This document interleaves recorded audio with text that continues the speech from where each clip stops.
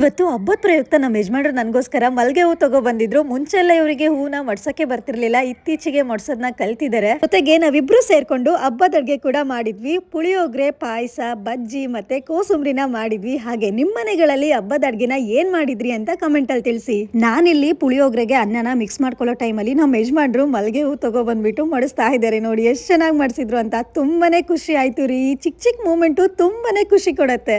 ಪೂಜೆಗೆ ಅಡುಗೆ ರೆಡಿ ಆಗಿತ್ತು. ಮೇಡಮ್ ಅವರು ಪೂಜೆಗೆ ರೆಡಿ ಮಾಡ್ಕೋತಾ ಇದ್ರು. ಎಲ್ಲ ಅಡುಗೆನೂ ತುಂಬಾನೇ ಚೆನ್ನಾಗಿ ಬಂದಿತ್ತು. ಒಬ್ಬಟ್ಟು ಮಾಡೋಣ ಅಂದರೆ ಅದಕ್ಕೆ ತುಂಬ ಟೈಮ್ ಹಿಡಿಯುತ್ತೆ. ಮತ್ತು ಮೇಡಮ್ ಅವರು ಕೂಡ ಕೆಲಸಕ್ಕೆ ಹೋಗಿದ್ರು, ಹಾಗಾಗಿ ಒಬ್ಬಟ್ಟನ್ನ ಮಾಡೋದಕ್ಕೆ ಆಗಲಿಲ್ಲ. ಮುಂದಿನ ತಿಂಗಳು ನಮ್ಮ ಊರಿನಲ್ಲಿ ಜಾತ್ರೆ ಇರೋದ್ರಿಂದ ಈ ವರ್ಷ ಹಬ್ಬಕ್ಕೆ ಮನೆಗೆ ಹೋಗೋದಕ್ಕೆ ಆಗಲಿಲ್ಲ.